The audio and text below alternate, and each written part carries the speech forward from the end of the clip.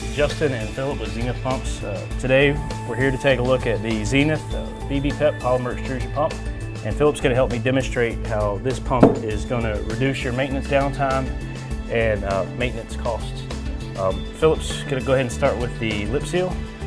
Dual purpose lip seal. It's your radial seal and provides a sealing flange on the rear to seal against the Rio seal housing. He's going to go ahead and install that in the lip seal housing. As you can see, the lip seal housing has a rabbet to align with the OD of the Rio seal. So it's going to go ahead and install that now. No additional fasteners needed at this point.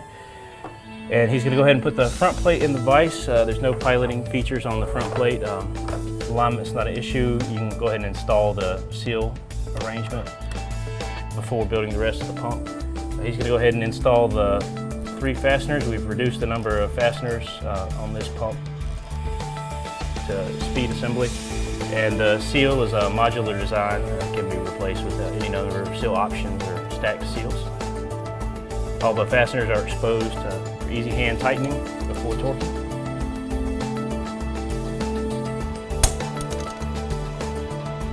There's a pilot diameter on the rear of the Rio seal.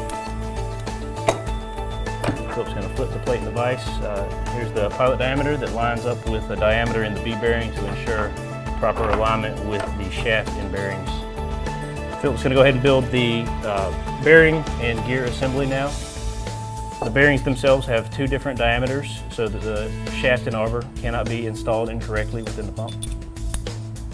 He's now going to install the arbor, which has the alternate diameter. And the rear bearing is identical to the front bearing. There's a shaft diameter transition in the coupling area of the seal to prevent cutting of the lip seal by the keyway during installation. Philip's going to install that now. All right, the gear plate itself has a profile matching that of the B bearings to prevent improper installation of the gear plate, and Philip's going to install that gear plate now as well. All right, and then we're going to wrap it up with the rear plate.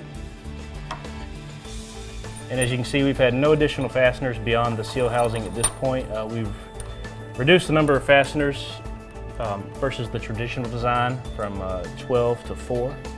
And overall, we've reduced the number of parts in this pump versus a comparable traditional pump from 40 plus parts to 19 parts.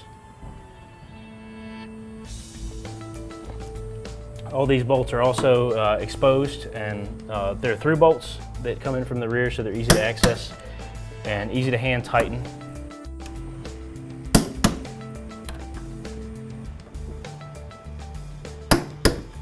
Once Philip has these bolts torqued, we will have a fully built pump ready for service.